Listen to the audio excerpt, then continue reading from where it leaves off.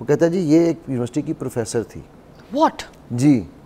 और वो कहता है कि इसको इंजेक्शन लगाया था इसके स्टूडेंट्स ने, कोई किसी को इसने फेल किया, उन्होंने बदले में इसको बदला लेने के लिए इसको इंजेक्शन लगाया।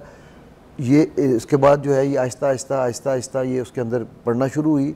इसका अच्छा भला कहता है, ये कहती है इसकी यहाँ पर 2 कनाल की कोठी थी ये पीछे, अब ये सड़क पे होती है और 50 रुपए लोगों से मांग के सिर्फ एक सिगरेट मतलब ड्रग्स की लत की वजह से उसने अपनी सारी जायदाद सब कुछ खत्म हो गया, लुटा दी। वो अब सड़क पे फिर रही होती है। ठीक है, तो ये यानी ये वो फिजिकल वाकयात हैं जो अगर लोगों को आप दिखाएं, सुनाएं, समझाएं तो शायद उन्हें समझ आए।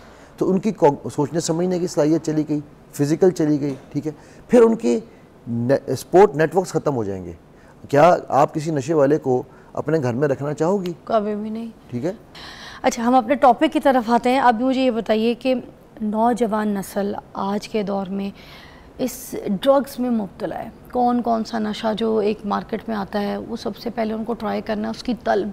ठीक है, लड़के तो लड़के, लड़कियां भी, और तो और मैंने मियाँ बीवी भी ऐसे कपल्स देखे हैं जो बड़ा इंजॉय करते हैं, जीटी पार्टीज़ रखते हैं अपने घरों पे या लोगों के घरों पे, और वहाँ पे ट्रेंड बन गया है कि भाई प्लेटें गर्म होनी है। अब प्लेटें गर्म होती हैं तो उनमें क्या होता है, कोकेन होती है, कोकेन के पाउडर सूंघे जाते हैं। मियाँ अपनी बीवी को कराता है, बीवी अपने मियाँ को कराती है। ये एक लाइफस्टाइल बन गया लोगों का। ठीक है, तो ये जो जीटी नाम की चीज़ें होती हैं, जो गैदरिंग सो कॉल्ड जो कहानियाँ होती हैं, अब उन चीज़ों में इस चीज़ को बहुत प्रमोट किया जा रहा है। अच्छे अच्छे ख़ानदान के लोग करना शुरू हो गए और इसको कोई बुरा नहीं समझते।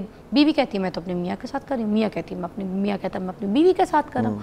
ठीक है, और वहाँ पर हर किस्म का तमाशा भी, क्योंकि जाहिर सी बात है जब आप एक नशे का और एक बज़ में होंगे वहाँ पर आपने डांस भी देखने हैं, वहाँ पर आपने बच्चियाँ भी देखनी है, ना औरत को समझ होनी है ना मियाँ को समझ होना है। और बच्चे जो हैं, तो जो यूथ है, उनको पता नहीं है कि वो कौन सी लड़कियां लेकर आ रहे हैं या वहाँ पर जिन लड़कियों से मिल रहे हैं उसके बाद वो आगे और किस किस्म की दोस्तियां कर रहे हैं। तो ये जो आदतें हैं, ये एक पूरा एक सर्कल है जो आपको इन आदतों में डालता है।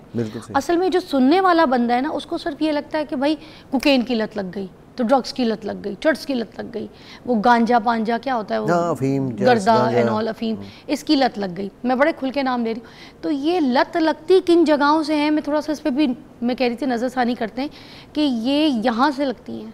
और जो बच्चे देखते हैं हमारे पेरेंट्स भी कर रहे हैं यार, पार्टियाँ वहाँ पे पी रहे हैं, सब कुछ चल रही है, तो हम भी करते हैं।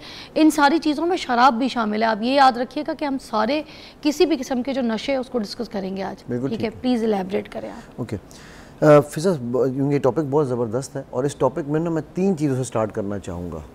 ये नशे की आदत आती कहाँ से है? एक है इमोशनल डिस्ट्रेस।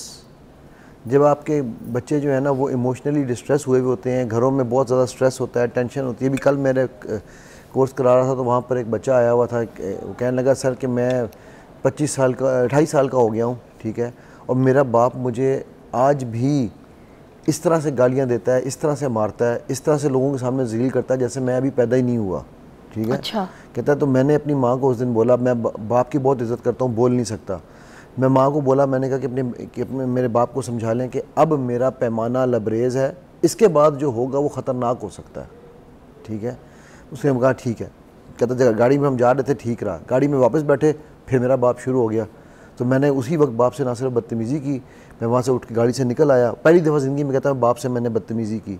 मैं गाड़ी से निकल आया, निकल के आके मैं बाहर दोस्त की तरफ चला गया। वो दोस्त जो है वो सिगरेट पी रहा था, मैंने ज़िंदगी में कभी सिगरेट को हाथ नहीं लगाया था। मैंने कहा यार दे, मुझे भी दे, क्या चीज़ है ये। This is how he could, वो बच्चा जो है वो कल को इसके अंदर मज़ीद भी आगे जा सकता है। ये एक कोपिंग मैकेनिज़्म था उसका, उस स्ट्रेस से निकलने का। ठीक है, उसके अलावा फिर वो, अच्छा अब होता क्या है, हमारे यहाँ जो लोग इसमें लत में पड़ जाते हैं उनको पार्टनर चाहिए होता है, इन्वायरमेंट आपकी। सेकंड जो चीज़ है ना वो इन्वायरमेंट है कि वो एक जैसे दोस्तों को देखते हैं, एक जैसे लोगों को देखते हैं, तो वो कहते हैं यार हाँ ये कर रहा है तो मैं भी करूँ, टेस्ट तो करूँ, ट्राई तो करूँ, ट्राई करने में क्या हर्ज है, कौन सी मुझे नशे की आदत पड़ जानी है। ठीक है, तीसरी जो चीज़ है वो जिसकी आपने जिक्र किया, मैं केस अभी करके हटाऊँ, कुछ अर्सा पहले की बात है। माँ बाप दोनों हाई के हाई थे। ठीक है, यानी कि वो अल्टीमेट है, हाँ, ड्रंक एंड ड्रग्स उनके घर में आम थी। वो बच्ची मुझे कहने लगी कि जी मैं 7-8 साल की थी जब उसके बाप की डेथ हो गई। कहती है कि मैंने यही देखा कि बाप के साथ लड़कियां और माँ के साथ लड़के होते थे और ड्रग्स होती थी घर में। ठीक है, तो नशे वालों को कहाँ होश रहती है, किसके साथ कौन है। एग्जैक्टली, तो कहती मैं यही देखती थी और अब वो बच्ची 15 साल की है, ठीक है। तो उसकी जो केयर टेकर है उन्होंने मुझे फ़ोन किया कि ये बच्ची ने स्मोकिंग शुरू कर दी है। तो वो कहती है कि जी बात ये है, ये जो मेरे केयर टेकर है आप इनसे पूछें, मेरे माँ बाप इनके जो भी लगते थे उनको इन्होंने कभी रोका जो आज मुझे रोक रहे हैं। ये समझने की बात है, ठीक है। अगर ये मुझसे इतना प्यार शो कर रहे हैं तो उनको रोक लेते, वो मेरे सामने ना पीते, और मैं तो सिर्फ सिगरेट पी रही हूँ। वो दुनिया का कौन सा नशा था जो वो नहीं करते थे, और यही केयर टेकर्स जो हैं ये उनको प्रोवाइड करते थे क्योंकि अब मजबूरी थी उनकी, ठीक है। सो अब वो केयर टेकर ये कह रहे हैं हमने हर तरह से इसको प्रोटेक्ट किया, हमने हर तरह से इसको रोका, हमने हर तरह से संभाला, लेकिन ये तो उसमें आगे से आगे जाती जा रही है, ठीक है।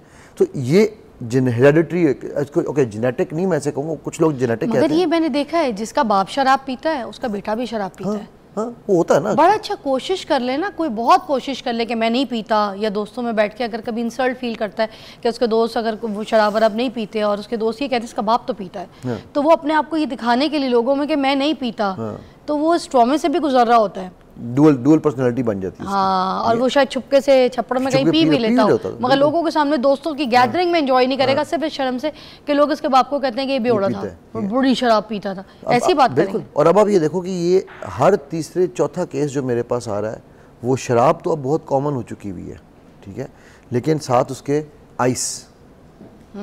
अब अभी मैं फ्रेंकली बताऊं तो ये चर्स, हेरोइन, अफीम ये बड़े छोटे रह गए हैं। आइस का नशा इस वक्त जिस तेजी से फैल रहा है आप सोच नहीं सकती। और सर ये कितना डेंजर है, ये अफीम, चर्स। बात ये है, इसको समझने के लिए ना पहले आपको अगेन ये समझना पड़ेगा कि इसका इफेक्ट्स क्या है। पहला इफेक्ट है इसका आपकी फिजिकल हेल्थ पे, आपके लिवर ख़राब हो जाएगा, आपकी किडनीज काम छोड़ जाएंगी, हार्ट अटैक हो सकता है, आपकी कोई ना कोई जो है ना मतलब प्रॉब्लम्स जो है ना वो उसकी फिजिकल है, ये तो चलो हमने एक साइड पे रख लिया। अच्छा, आपकी लाइफ कितनी मिजरेबल होगी वो उसका आपको अंदाज़ा नहीं है, ठीक है, जब आपके ये फिजिकल डैमेजेस हो रहे हैं।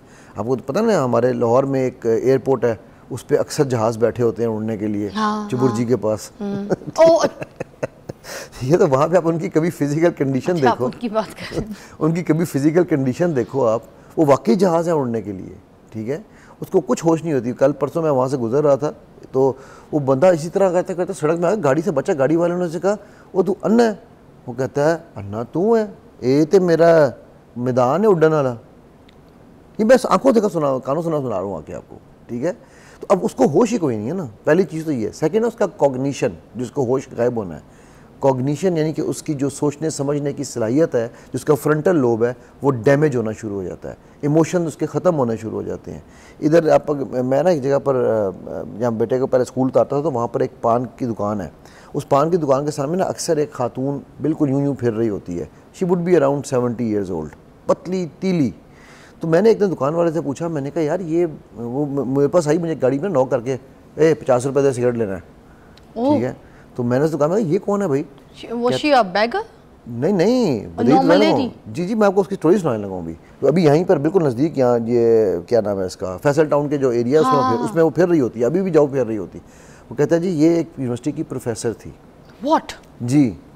और वो कहता है कि इसको इंजेक्शन लगाया था इसके स्टूडेंट्स ने, कोई किसी को इसने फेल किया, उन्होंने बदले में इसको बदला लेने के लिए इसको इंजेक्शन लगाया। ये इसके बाद जो है ये आहिस्ता आहिस्ता ये उसके अंदर पड़ना शुरू हुई। इसका अच्छा भला कहता है, ये कहती है इसकी यहाँ पर 2 कनाल की कोठी थी ये पीछे, अब ये सड़क पे होती है और 50 रुपए लोगों से मांग के सिर्फ एक सिगरेट मतलब ड्रग्स की लत की वजह से उसने अपनी सारी जायदाद सब कुछ खत्म हो गया, लुटा दी। वो अब सड़क पे फिर रही होती है, ठीक है। तो ये यानी ये वो फिजिकल वाकयात हैं जो अगर लोगों को आप दिखाएं, सुनाएं, समझाएं तो शायद उन्हें समझ आए।